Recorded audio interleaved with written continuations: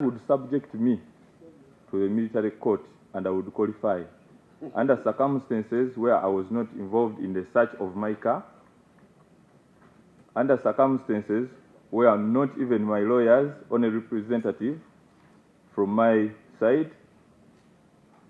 Chair, with this bill or law passed, it means that most of us will be subjected, or actually all of us will be subjected to military courts. Chair, just last year, I called the Honorable Oboth in finding out why the military had raided my home without following the rightful procedures, even at a level of a member of parliament where I know I am supposed to be summoned. Even as a civilian, it would require the military or any force to come in with a formal search warrant.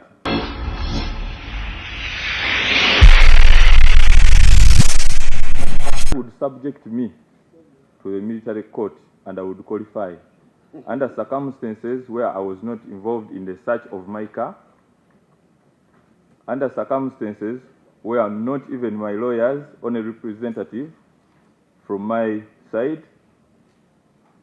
Chair, with this bill or law passed, it means that most of us will be subjected, or actually all of us will be subjected to military courts. Chair, just last year, I called the Honorable Oboth in finding out why the military had raided my home without following the rightful procedures, even at a level of a member of parliament where I know I am supposed to be summoned. Even as a civilian, it would require the military or any force to come in with a formal search warrant. Chair, the military raided my home, and I called Honorable Both to question him whether if a shadow minister qualifies to make an oath of a serving military officer. They found white Kitenji clothes, and they came and paraded and claiming that these were military uniforms.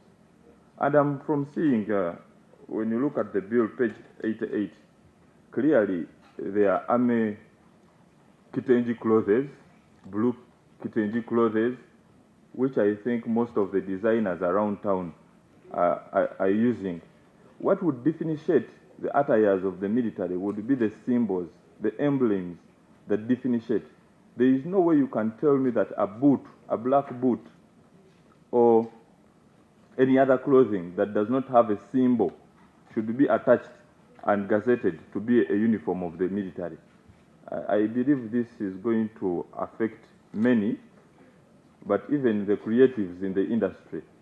This is something that many of our supporters of the NUP are being arrested. One is arrested because he's putting on a red beret that specifically has a symbol of the people power, one that is gazetted and accepted by the Electoral Commission, different from that of the army. Many of these young people that are being arrested are being subjected in the military court before the Supreme Court ruling. They were being subjected, even up to now, they have not got an opportunity for their cases to be transferred to the civilian courts. Chair, when you look at the presentation and statement made by the Attorney General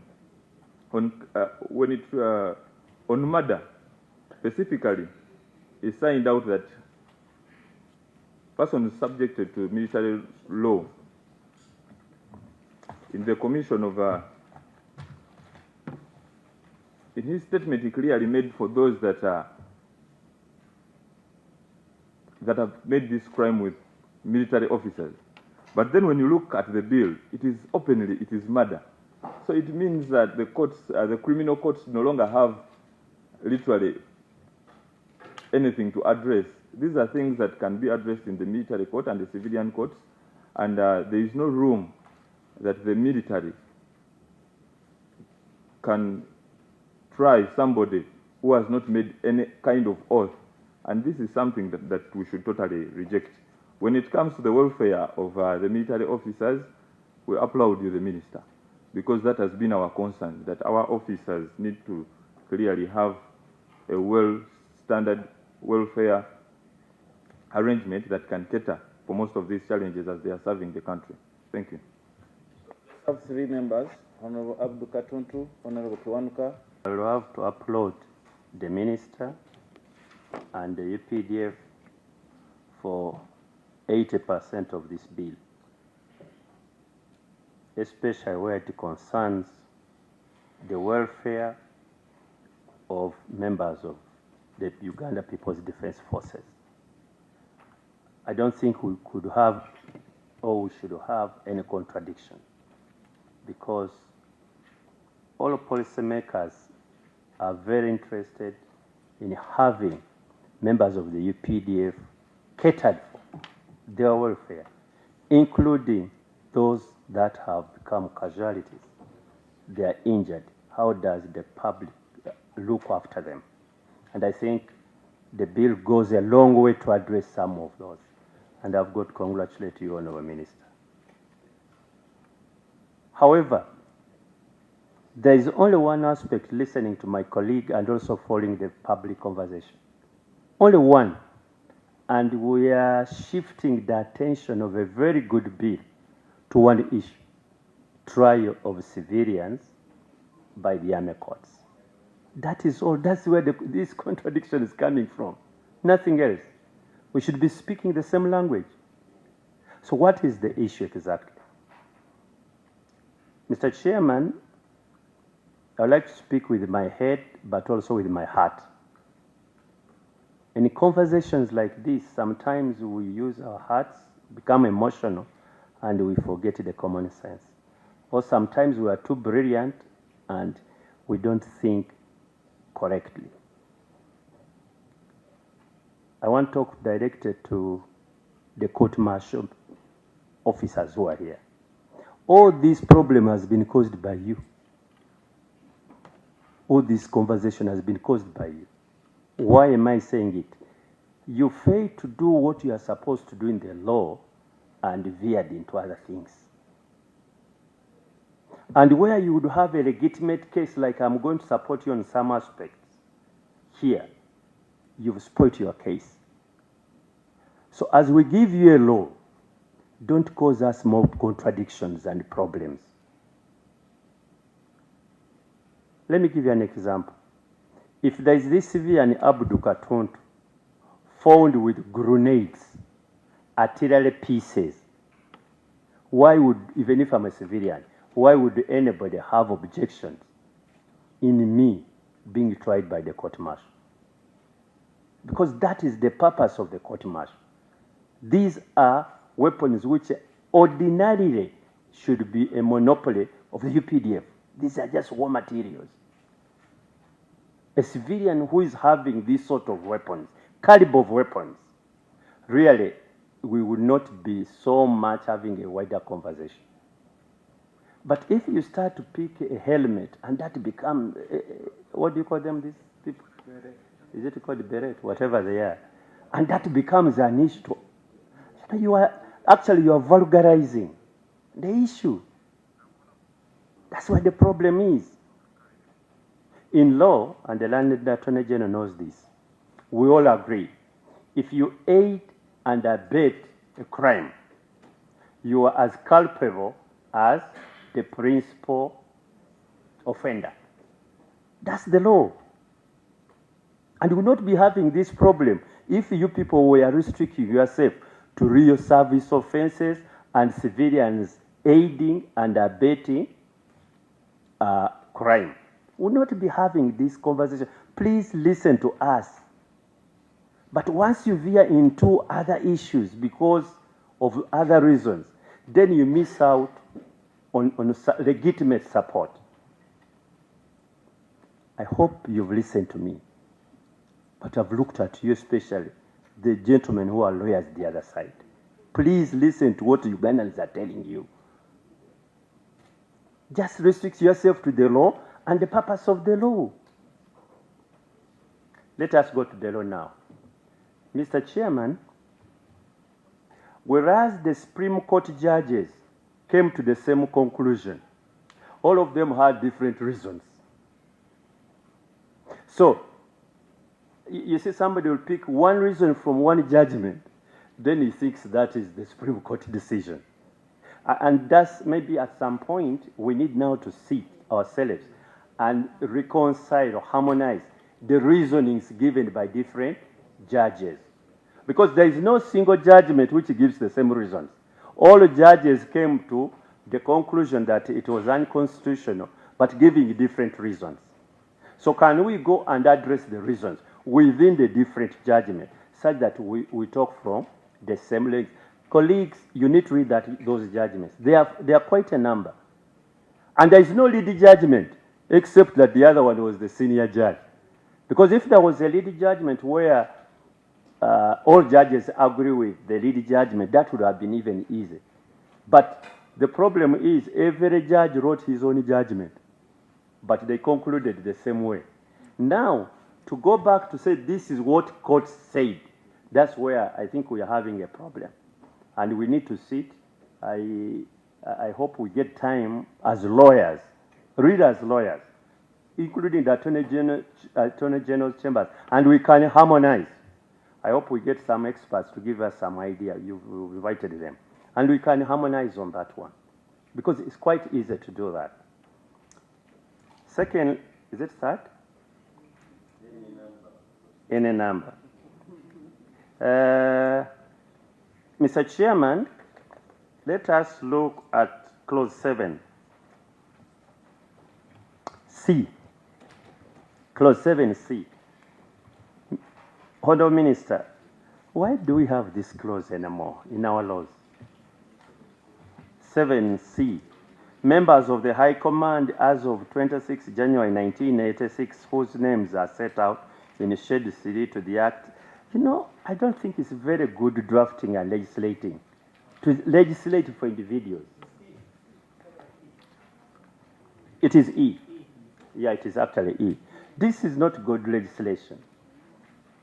That we are legislating that Abdul Katuntu is a member of the High Command until he dies. Really? I think we need to, first of all, the NRA has since then metamorphosized into the UPDF. It has moved on. Medals have been given. People have retired. I think the Army should move on. For example, in this particular clause, Honourable Minister, assuming one is likely to survive up to 100 years, just imagine that you are having a 100-year-old officer to be a member by law of the High Command. It doesn't make legal sense, really, even common sense. So I think at some point, maybe this I should be talking to the UPDF, not to the minister. At some point, you need to revisit this principle. The officers have served, we've recognized them, they have retired, let them live their own lives. They don't have to be members of the army organ, top army organ by law. No. No, I think we need to revisit this. And I hope at some point you concede and we move on. Page 15, you like Uganda. Such other commanders and experts as may be co-opted by the President to advise the High Command. You see, if you are advising the High Command, then you can't be a member. I think the High Command can co-opt people to advise them, not necessarily as members, but to bring their expertise. For example, we have seen members of cabinet, but there are people who sit in cabinet and advise cabinet, not necessarily them being members of cabinet. You would find, for example, National Planning Authority boss or Secretary General of the ruling party. I don't know whether it's possible. Those who come around, they listen into cabinet and they can be advised, but not necessarily that they become now members of the High Command. You need to look at this critically, because you need the services of advice, of experts. But you can't have an expert and then you are saying he's now a member. He's coming in as an advisor. And that's the power we need to give to the president to seek advice. Mr. Chairman, there is a good innovation by the bill of cross appeal, where you can appeal to the High Court. I think it's close. Clause 57. You see, I still have a problem. When you look at 2, clause 2, 225, clause 2. I don't know, Attorney General, whether you're there. Subsection 1 shall not affect the operations of any sentence imposed by a court martial other than a sentence of death imposed by the general court martial. You see, it means that you can only appeal about death and whether the trial was proper, but doesn't affect the sentence. Why should you have such a clause? That if somebody has been sentenced to life imprisonment, for example, and then the Court of Appeal has found that it was an illegal trial, the sentence is not affected. That was my interpretation. I could be wrong, because it says subsection 1 shall not affect the operation of any sentence imposed by a court martial other than a sentence of death imposed by the general court martial. So if you had other reasons, you could explain to see whether this particular clause is not going to be misread or misconstrued to mean that you can actually find impropriety in the sentencing, impropriety in the legality and of the trial, severity and or even lenience of the sentence, and yet it is not affected by the decision of the Court of Appeal. And why appeal to the Court of Appeal? I thought this is a subordinate court under 129. And subordinate to what? To the course of record. Meaning, if it is subordinate, it should be able to appeal to the High Court because it's subordinate to the High Court. Why are we jumping to the Court of Appeal? Yet this is a subordinate court. The Chairman, there are two things I want us to address about parallel or competing jurisdictions. Already there is a penal code provision which provides for some of these offenses unlawful possession of firearms, for example. And now all the firearms, you brought them here. What happens to the provisions of the penal code? Or we are repealing the penal code by necessary implication. Are we doing that? Because those provisions are there. And why are they there? It's because there are other weapons. For those of you who are used to weapons, I just see them. There are other weapons which are like for personal safety. For example, the small one, they call it a pistol. Yeah? It is now also listed, that one. Number 1. But I see so many people carrying them. In any case, since when did a pistol become a monopoly of the UPDF? The word used in the bill is monopoly. But I see so many people carrying them. I see even the police has weapons, doesn't it? The prisons has weapons, doesn't it? The Wildlife Authority has weapons, doesn't it? These private security people have weapons, don't they? Are those weapons which the police has a monopoly of the UPDF? Does the police need permission from the UPDF to hold those weapons? Does prisons need permission from the UPDF to hold those weapons? Because there are two categories of weapons, in my view. I'm sorry I'm not an expert, but in my thinking. There are there are these which are meant for purely war purposes. I think Lieutenant General Herrero here will help me. He's the one who knows those things. This one you use to do very bad things to other people. No, that was your word. You know, those you use to attack enemies.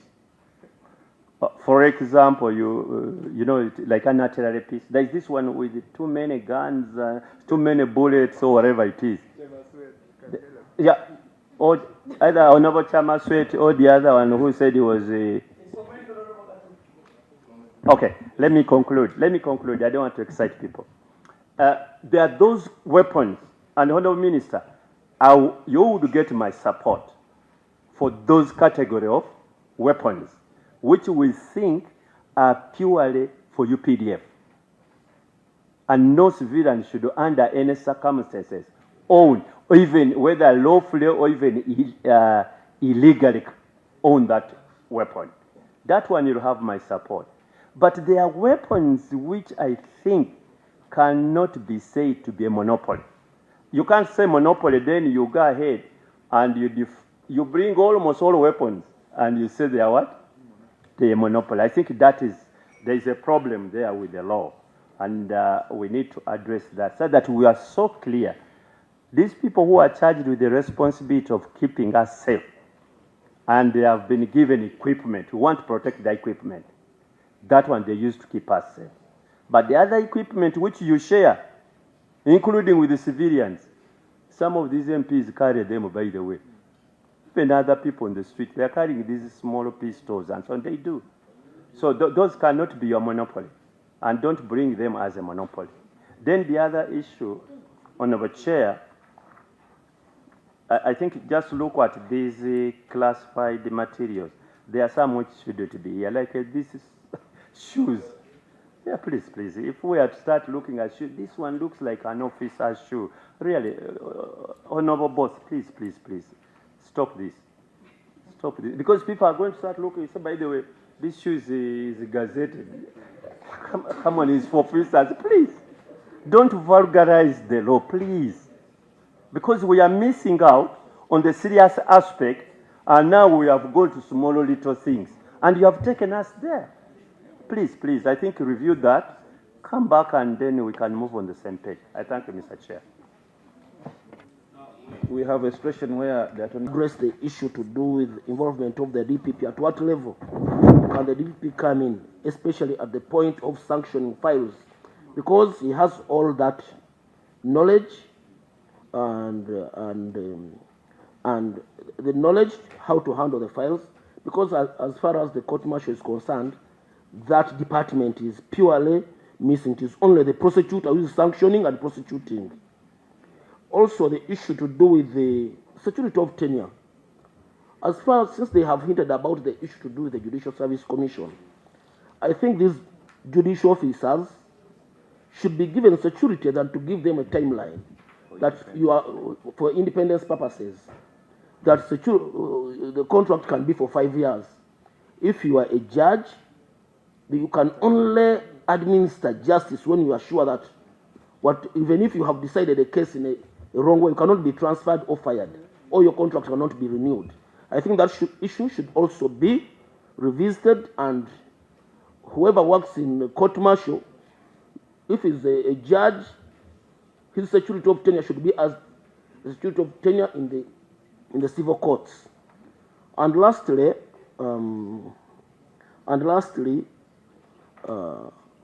Honorable Attorney General, there is this case of Second Lieutenant Ogwanga Ambrose, Supreme Court number 048 of 2021, in line where the Supreme Court was banning anyone from, when you have taken the route of, when you have been prosecuted in court martial, that you cannot now shift to the civil courts.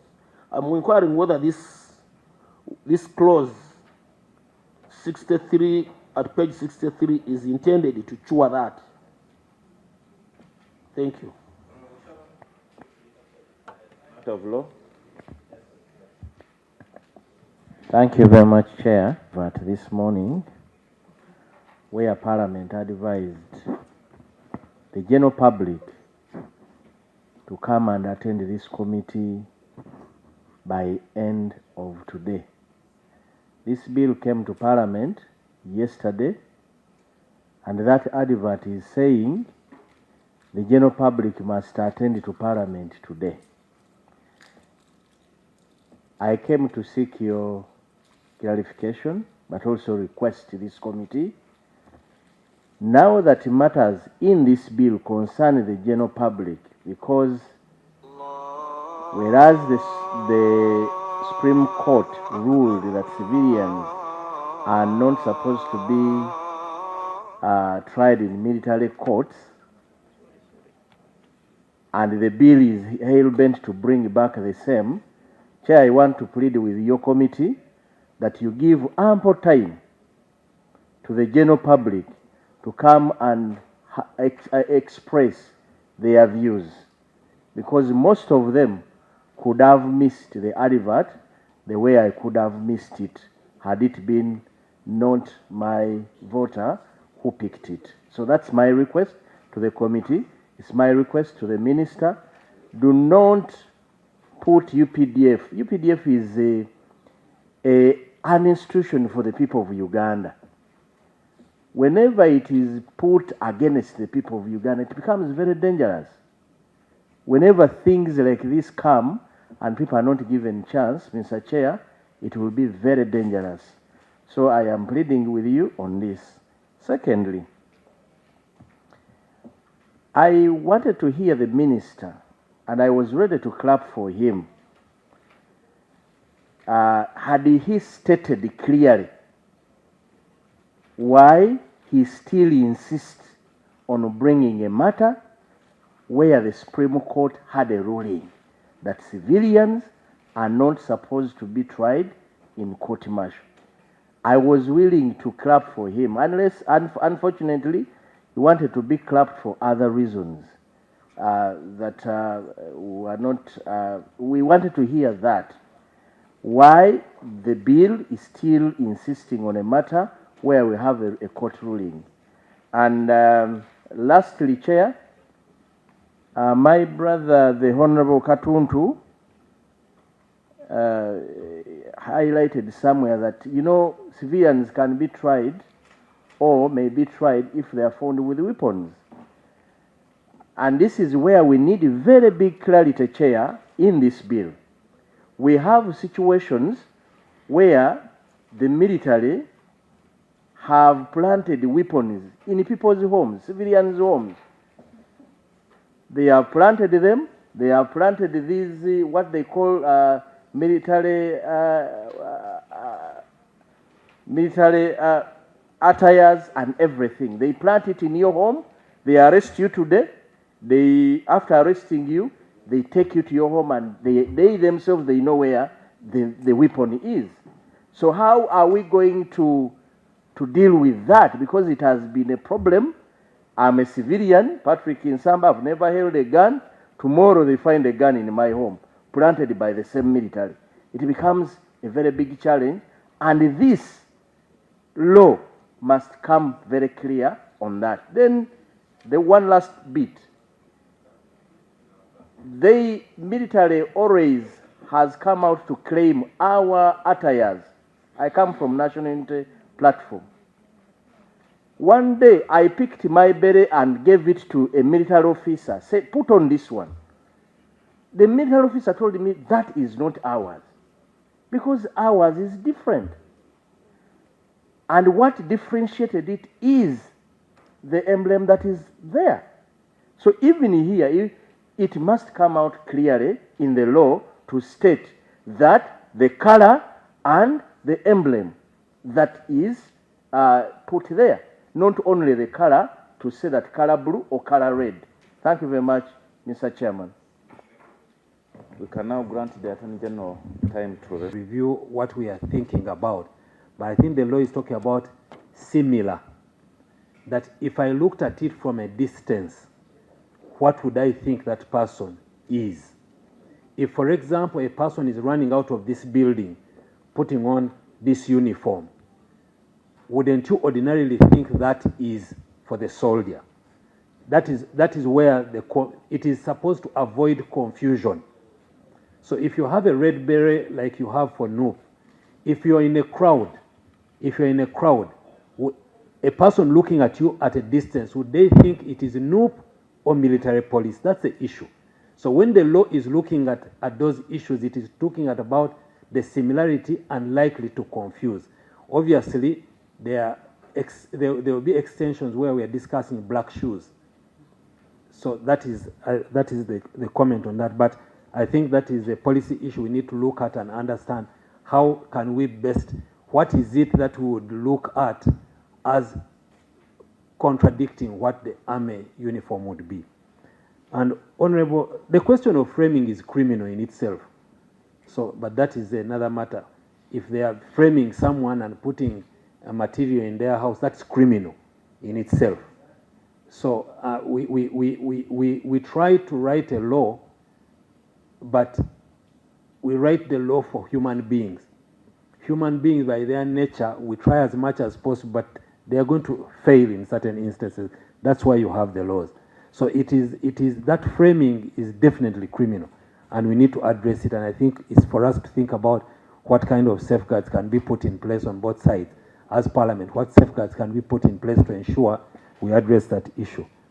On the issue of Ogwang that Honorable Abdallah raised, yes, in that case, the court faulted the use of appeal as made by an instrument signed by the minister. The court said in the Ogwang decision that a minister cannot vest jurisdiction of appeal by an instrument. Jurisdiction of a court is vested by Parliament through principal legislation. So by bringing this here, we are asking Parliament to grant the principal jurisdiction not by statutory instrument, by principal legislation. So yes, it would be curing that. On the security of tenure, we discussed it and we can continue discussing it. The Army has a challenge on the stages of retirement, which are not necessarily the same as ours in the civilian life. In civilian life, we say a judge will retire at 65, and that person leaves the public service. But in the Army, people live at different stages of life. So some people live at 45, others at 50, others at 55, others at 60. So if you say that the person shall retire from the service of the court martial at, say, the age of 60, that person may be way past the stage of their retirement, but that's a consideration we could have. On your recommendation to have the DPP participate in prosecution, that would contravene Article 1, Honorable Abdallah. You had proposed that we have the DPP sanction the charges under the court martial. And I was saying that would require a constitutional amendment because the Constitution under Article 123B specifically prohibits the participation of the DPP in matters before the court martial. Number of issues. I'm going to leave the issue of the monopoly of the Army and ETC to the experts in these weapons. But what I know is that for the AK-47 to be used by police, it needs to get permission from the Army. That I know from my interaction with them. For prisons, even private farms to use AK-47s must get the permission of the Army. So, but they are here. They will be able to explain to you how that works. Then on competing jurisdiction, I see what you're saying. I think the only difference here is that if I have a firearm lawfully and I shoot someone using that firearm and I shoot someone and injure someone, there is no question of me going to the court martial. It doesn't exist because I have the firearm lawfully, but I've committed an illegality with that firearm. Yeah. Yes. Now that unlawful possession of the firearm will be charged by the court martial. But if you look at the law, if you have an unlawful firearm as an individual, and you go and commit murder without the assistance of a serving officer, you have the firearm illegally, you go and commit murder using it, that you will be charged in the court-martial for that unlawful possession of that firearm. So if you have it lawfully and you use it for an unlawful act, you will be tried by the civilian courts. Why? Because at least you made the effort to go and report yourself that I have a gun. So that is the thing. Now, on parallel jurisdiction, I think the issue would be you can be tried in both places. And that happens in many instances. You can be tried in both places, but I think the issue is that both of them have jurisdiction. Both the High Court has jurisdiction over the murder you have committed, and the court-martial has. The issue that we have is that if you are in concert with a soldier, then the court-martial also has jurisdiction. Now, the problem we are having is that if you take the soldier the other side to be tried in the court-martial, and you take the civilian this side, the trial of the... Yeah. In two different places, yes.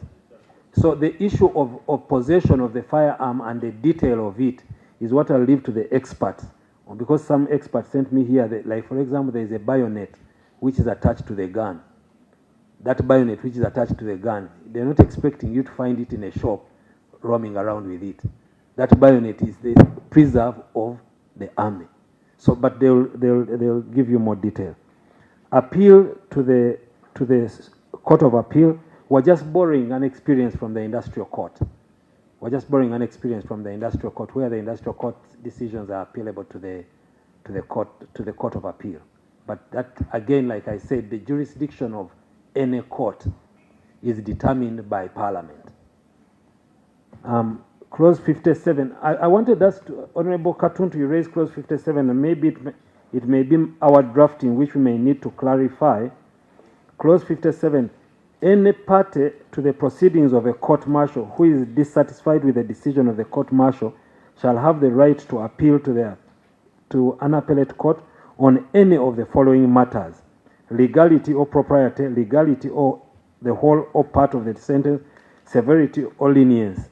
Subsection 1 shall not affect the operation of any sentence imposed by the court-martial other than the sentence. So here, what we're trying to say here is that if a person is convicted of and sentenced to death, you cannot go to the Court of Appeal and say, what is the legality here? What is the severity here? The person sentenced to death should be at liberty to bring whatever issues that they may want to bring. Secondly, you cannot execute that death sentence before this person has exercised all their appeals. And if the person is appealing to the Court of Appeal, you must wait for the Court of Appeal. But if a person has been sentenced to 20 years in prison, he starts serving the sentence. So I think it's an issue of drafting. No, that's bad. This is bad drafting. Yeah, I hear you loud. Yeah. But this is not what it has to be redrafted. When you're speaking to it, I could understand where you're coming from. I think we'll need to clarify on the drafting there. And then on you at page 15 and on the composition of the court-martial, I think what the military was looking was co-opted. This person is co-opted. What this provision is saying is that the president has the power to co-opt someone into the High Command. So that is what EU is saying. And 7E, people should be a member of the High Command. That is a policy issue, like you said, and they will help us with. What is the issue? I agree with you. The issue of civilians in court-martial. I'm going to end with the most controversial because it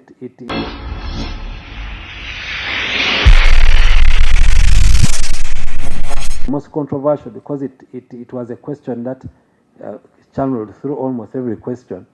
What did the court say? because I want to go there last so that I can leave immediately after that. But but it is a matter that I need us to be clear about.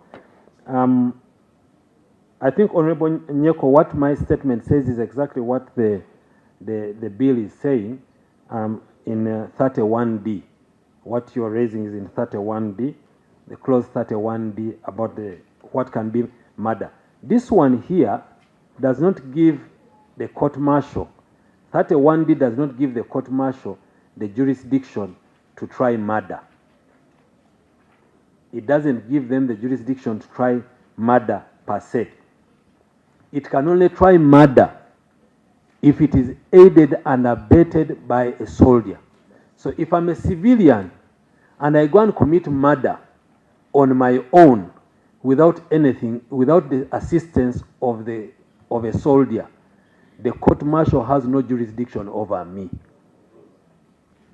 Yeah, but if I committed it, if we went and broke into, you see the issue, and colleagues have spent some time with these men in uniform, and they've taught me a few things. The issue here is there are skills that they acquire in their training, which are not available to you, a civilian. When a soldier is jumping over a wall, he has a skill which has been given to him in the military to use to defend the country. Now, if you, a civilian, were to get over a wall, you may need a ladder, ropes, and a soldier may not need that help. So when this soldier comes and jumps over the wall, then opens for a civilian, then you go in and commit murder. You have used a skill available to a soldier in the commission of your offense. So what the military is telling you, you want to commit your offenses, go and do it alone. If you do it alone, the court martial will have nothing to do with you. But if you go and involve a soldier in it, you are bringing yourself into the ambit. That's what that provision was saying. And Honorable Mpuga, you are talking about what provisions give, and I hope I understood your question to mean what in this law makes the court martial a court. If I understood it correctly, then I refer you to clause 35.9, clause 36.13, and clause 38.9. The creation of a court is by vesting it with jurisdiction. The moment the parliament vests a tribunal or a court with jurisdiction, it has become a court.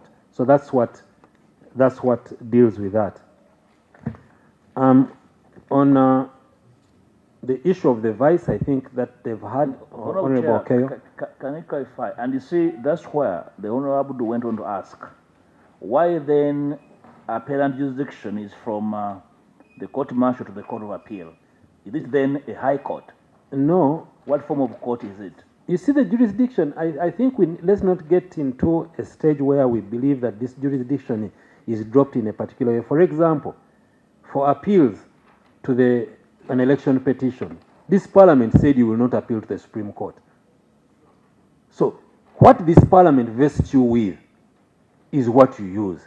The industrial court was vested with mandate and sent to the Court of Appeal. It was by this parliament. So the Constitution did not tell this parliament where to vest the jurisdiction.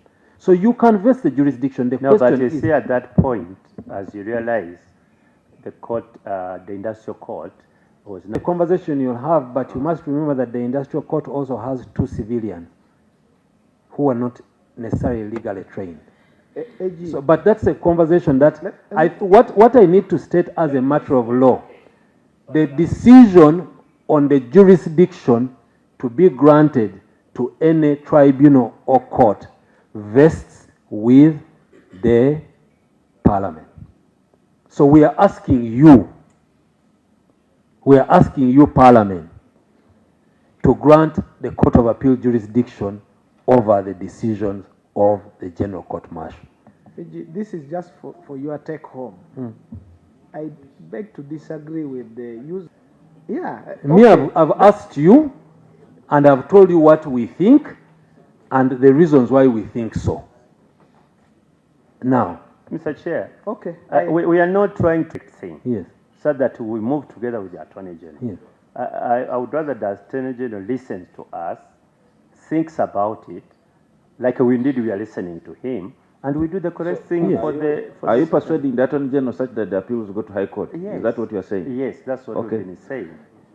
We- But he can think about What it if- if he thinks it makes sense, But it's also important. or to you note- are leaving it to us just We shall to think decide. about it and also share with you whatever other material we can find on Yeah. this. Like, But it's also Okay. important to take note of what you have said. Jurisdiction is really our mandate. Yeah.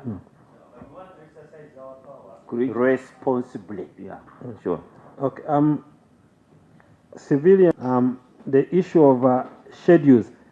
I think the issue of the schedules, we are going to have a conversation with the minister on that, and we understand what these schedules and explain them a little more.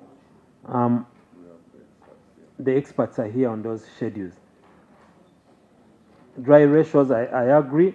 I agree that all, because if for example you take the fuel of soldiers who are being sent to war, and you in concert, you a civilian in concert with an army officer, you decide to steal the fuel of the army. Why should you come to when you're stealing the things of the army, why is it okay to go to the army, but when they are trying you say, now me I'm a civilian? Why don't you remain a civilian and stay away from the things of the army? So Honorable Chairman Sweat, I agree with you. If they find you with army rations, what are you doing with army ration? But I think the issue again goes back to what safeguards have been put to the concerns of the members. Independence of the court, and I think this was Honorable Odu raised the issue. I think independence of the court is, like you said, is a wholesome issue, and independence of the court starts from independence, impartiality starts from composition, how they conduct themselves, and tenure. All those lead to independence, and I think the Chief Justice addressed himself severally on this issue at page 193 of his judgment, and taking oaths. He talked about taking oaths that you are talking about. Taking oaths is one of the issues of independence. Impartiality, both subjective and objective, is legal qualifications is part of the independence. How can you be independent rendering judgment when you have no knowledge of the law? Composition was part of this, tenure, manner of appointment. So all those are part of the independence. So if what we are trying to do here, honorable colleagues, is we are trying to clothe the General Court Martial with all these different tenets to try and give it an independence. Now we'll ask for your guidance if you think there is anything that we have indeed left out, and we shall. Because you seem not to have understood me. I was addressing the two questions of impartiality and independence based on the triangular relationship between the three arms of government. Yes. And I think that is in the army, the oath to obey, maybe you are army commander or something like that. So if you give the example now of what is happening, and a brigadier general is now presiding over, and an order comes from a superior officer. I think the most important. That's what we are talking about. I think the most important thing is that this oath that we are talking about is in the Constitution. The other one is in the Act. And I Act. can say there is evidence that in one of the proceedings of the court martial in this country, before a decision was taken, it was taken to be discussed in the high command, whether it should proceed. History has it. So that's the kind of interference we are talking about. That if a court that should make a decision then says now we go to the high command whether now we should do. And honorable. So that's what I want. That's what we are trying to cure here. So you can also assist us with your guidance on what you think we should add, because we have put for appointment, we have put for tenure, we have. So you could also add and say, I think you may want to add this aspect to make it better, but we will be happy to. No, let the record be clear that I have said it is unconstitutional under all circumstances. No. To try. No, I just want your record, so don't tell me to add. I am going to show you. To escort when I end, that. Because I said I want to end with that. I want to show you that you are wrong. That not even the Constitutional Court said that. Not even the Supreme Court said that. But I'm going to get to that. I said it was the last one. So now on the definition of service offense, the purpose of amendment of this service offense, I think we need to be clear. The Act as it is now makes the court-martial try civil service offenses and any other offense made under any law, which the court in that judgment called the civil offenses. What we are trying to do here is by saying no, service offense means only that offense which is under the UPDF Act. So all the other offenses which are in other acts is not a service offense. That's what we are saying. Then Honorable Brandon, I think I was talking about Jamil Mukuru. I think Jamil Mukuru's case is slightly different, because Jamil Mukuru is charged under the International Crimes Division Act, which is a manifestation of the Rome Statute, which has a different jurisdiction. This is dealing with genocide and different things. So when you say that Jamil Mukuru was being tried in that, it was being tried there because of Section 9 of that particular act. Now, that act that we brought in, Section 7, 8, and 9 deal with genocide, crimes against humanity, and war crimes. And that is specifically derived from the Rome Statute. So that is the explanation why. So when we entered the Rome Statute, we agreed that if a person commits such kinds of offenses, they will be tried in a court which has structures and jurisdictions which are different, which are similar to the Hague, to the ICC. And that one has pre-trial chamber. It has a different procedure, totally different from our criminal justice system. Honorable Chair, now I think what Honorable Katuntu said is important, that we will need to come here, and I've tried to, we are working on pointing you to the specific pages, but it's going to require that every member takes time on their own to look at the judgment. But we are going to we are preparing a guide. I had started on it last evening, but I wasn't able to finish. A guide on the pages and what was said by every court. And I can state, honorable colleagues and members, without any fear of contradiction, that the court did not, the Supreme Court did not at any one point say civilians cannot be tried in the general court-martial. I want to state that as without fear of contradiction. The Supreme Court did not say that civilians cannot be tried in the court-martial. Like Honorable Katuntu said, different judges went through it in different ways and arrived at this different conclusion, to the conclusion that the court-martial, as it were constituted, and the way it had been set up in the law was not constitutionally set up to try civilians. And on the issue of the offenses, they said they were vague. So, colleagues, it is important that we all really get an understanding and an agreement on what the Supreme Court said. And I have got some of the pages here. It's so far I'm at page 11. But each court was saying the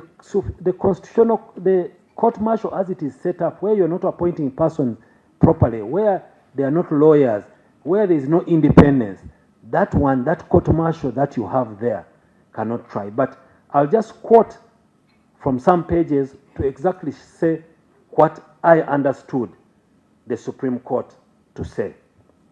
The Honorable Chief Justice at page 126, 127 says, while there is no international treaty to which Uganda is a party, which contain an express provision providing trials of civilians by military courts, there is nonetheless international consensus that the jurisdiction of such courts needs to be restricted. That was what at page 134 he says, it is clear that international jurisprudence, even if the move is general to restrict civilians in military, the tribunals, the practice oscillates between complete abolition of civilians in trial courts and trial of civilians only in certain cases of an exception. He went on to say the trial of civilians by special court should be done only in exceptional circumstances. That is at page 136. At page 141, he says, I take cognizance of the crucial need for military courts for the maintenance of discipline. I also note, and which thereby ensures the defense of and security in Uganda. I also take note of the fact that there may be need to extend jurisdiction of military courts to cover civilians who fall within the few exceptions in application of the law as it obtains to other jurisdictions. At page 148, in conclusion, for the blanket trial of civilians, in conclusion, the provisions for the blanket trial of civilians, in the military courts, either as principles in 117H or as accomplices, does not satisfy the limitation requirements. The unconstitutional lies with the act of trying civilians in civilian courts under those provisions unconstitutional. So we need to read these provisions. We need to read the judgment of the court in extenso, in full, to understand what the court was saying. I'll go now to Honorable Justice Monica Mugenyi. Honorable Justice Monica Mugenyi also concluded that I think I would therefore hold that the majority that the civilians that aid and abet civilians that are military persons in commission do offense in the service of, do by their actions subject themselves to military law under the Act.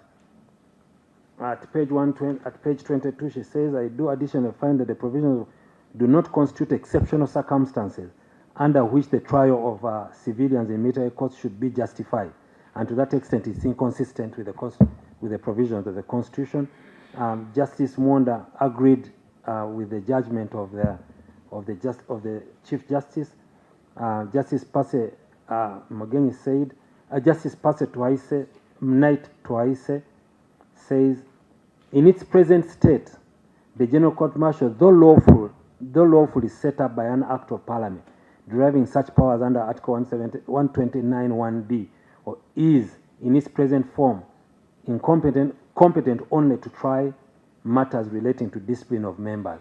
So she's also saying, in its present form, it can only try discipline, but cannot try things. So I'll share, Right Honorable Chair and members, we are going to write out and try and point out to you the exact provision, the exact paragraph where the judges said whatever they said on the issue of thing. I think for me, what I understood this to mean is that civilians can be tried in the General Court Martial in exceptional circumstances.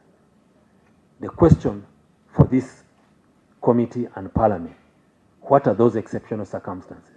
What we have brought to you, colleagues, is what we think are exceptional circumstances. I beg to submit. I thank you. Chair, the justices of the Supreme Court, having made all those analyses, in the final orders, they did not put that. Why didn't they reduce that into an order of court? You will explain in there. All that I think, because when a judge is saying, I think, and I did this and this, in the analysis, but in the final orders, stop short of putting that in their final orders. Later, I also want you to confirm to this committee two things. If we process this act, and by Friday it is passed, and by Monday it is signed, will it apply to the 400 plus people who are still being held in defiance of the very Supreme Court? Will they be tried under the new act? That's a question I want you to answer. In case the act comes into force. If the Parliament... No, let me... Then thirdly, why do you think their lordship said transfer all and did not say use others? Transfer all. Those three. If you can answer now, it's okay, but later it's still fine. Chair, why we are trying to, before the case was committed, the army has lost trust, and given this power that it can easily come up with a case and it claims conspiracy, and an individual who is a civilian can be added onto another case. It has been realized that many cases, somebody is picked from nowhere and then added to one similar case. And this brings it to that point that they have broken the trust, that we cannot give them such power. As well, how far with transferring all these cases that we are sent to the civilian courts. Honorable Chair, before he takes leave, as part of the framework you need to have independence, I have not seen anywhere a privileges framework for the persons so appointed under this proposal. Are they equivalent to magistrates grade 1? Are they high court judges? Where is the privileges framework as the extension of security and independence? The Army will tell you that if they were to ask for the privileges that we enjoy, our pass may get finished. So we want to encourage you to leave the issue of privileges. And as far as the Army is concerned, we are going slowly, increasing salaries and etc. So these issues of privileges, the privilege to serve is there. They are serving. I discussed this with them, that's why I'm quickly answering. It is for them a privilege to serve in the Army. But the security of tenure, yes. Broken trust, that is a view that you hold, but I think we can work on rejuvenating this trust if you think you have lost it by putting in place the safeguards that you would like to put in place. I don't think it is wise for us to throw out the bath waters because you see the court martial colleagues has been here for at least for the NRM government since 1986 by legal notice number 1 of 1986. The court martial has been here, and we were happy with what the court martial was doing until a few cases that we are having a problem. Because I hear some people are saying they are happy with the court martial, you say you're not happy with the court martial. I think together we can sit down and say, what is it that we do not like? What is it can we do to make it better? I don't think it is wise to throw out the child with the bathwater because of a problem. Why the judgment says so, Honorable Dur, I think like Honorable Katumbi said, we shall sit down and go through this because I have told you my understanding of the judgment. And I am reading to you what I am reading from the judgment of the court. That is my understanding of that judgment. And I'm going to share with you what my understanding, because I've been hearing many people saying this. And when I read it, I read a different thing. So we shall sit down as colleagues in Parliament and say, is this what the court said? Because I'm sure next they may say that I am misquoting the judge. So we shall get a certified copy from the court, bring it here, and say page 44 says this, page 46 says this, so that I am not accused of bringing new words into the judgment of the court. So that's really my understanding. Retrospective effect of legislation, you're the legislator. If you're magnanimous enough to give us retrospective application of the law, we'll be happy to take it. No, he asked a question, I'm just answering. So, why did they say transfer all civilians? Because the court martial as it was constituted was not fit to do the job. But, pardon? I really can't answer that question now because you see, honorable colleagues, when I came here the first time and I told you that I had forwarded the matter to the DPP, some of you really harangued me for attempting to interfere with the power of the DPP under Article 120. It was in this house.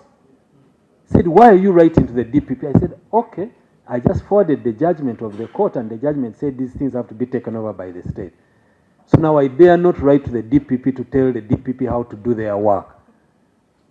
So I can't answer that question because you advised me to stay away from the DPP. This Parliament.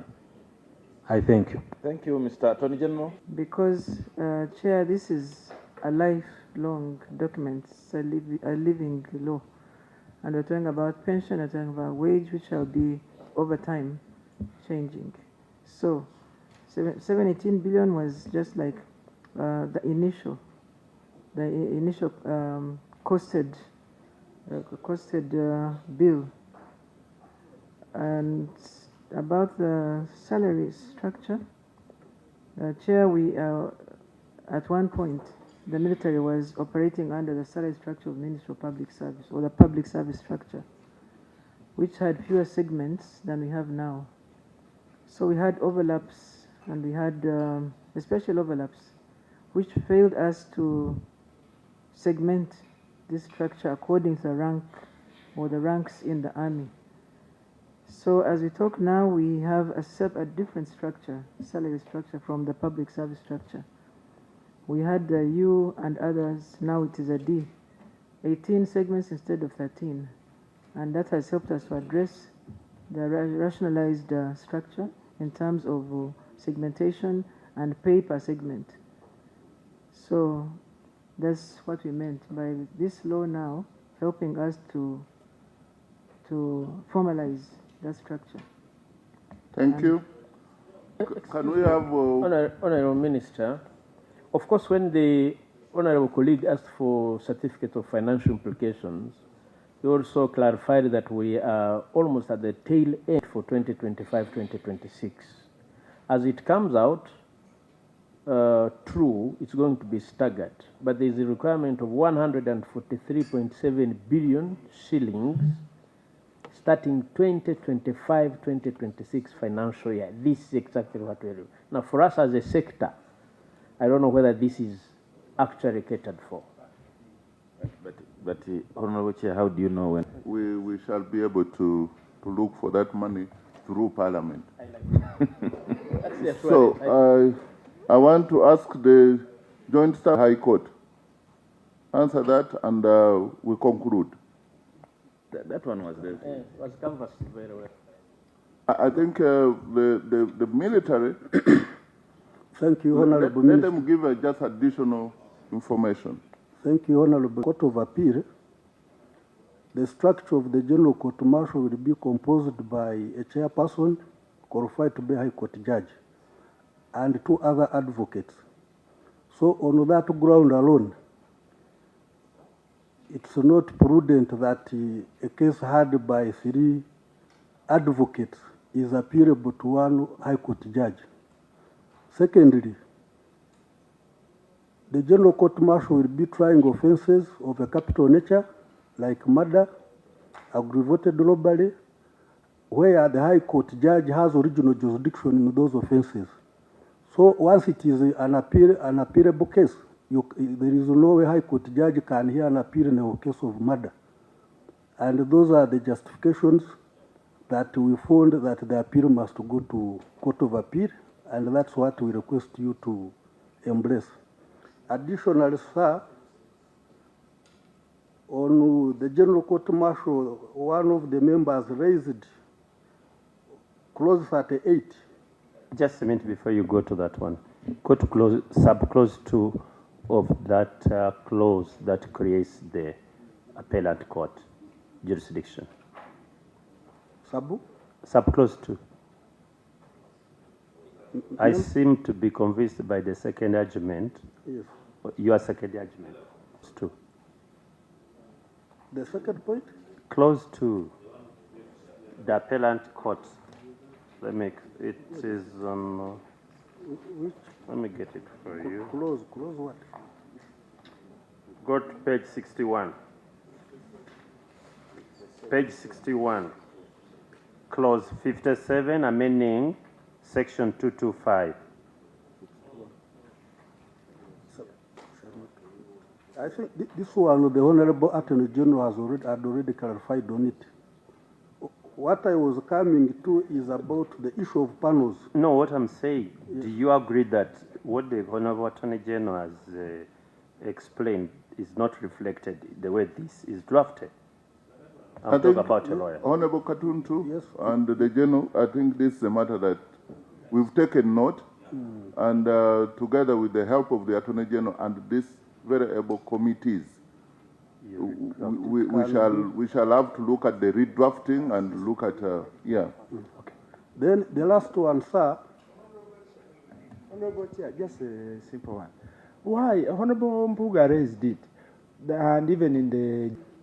Which says that 2 members who shall be advocate the High Court, so that in the case, if these panels are to be operationalized, This addition, we beg that it has to be put. That's all, sir. Honorable Chair, The before general the, has, the before general the has bully, the bully the concludes, general has audience only through me.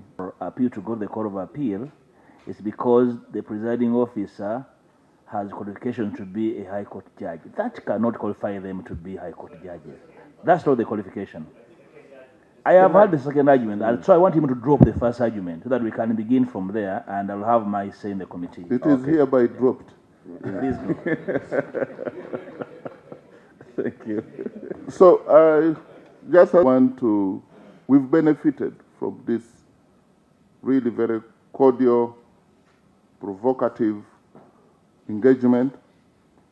And as the Attorney General said, we have provided what we believe are exceptional circumstances of all this law, all the proposals we've made. We would benefit more if this committee and Parliament would add some other circumstances or reduce what you think. Because when you see the international practice, military courts or courts martial is not a matter of Uganda alone. Whether you go to developed democracies, you go to our neighbors here, there are case laws that even the Supreme Court referred to of the US. These are practices probably unavoidable. We just need to do it and do it well and better. And the other take home is that you invite yourself to the civilian, to the military courts martial. The courts martial, you invite yourself by working together with the army to commit offense. Only those who do so will be welcomed at Makindye or in other designated area. Otherwise, we want to thank you very much.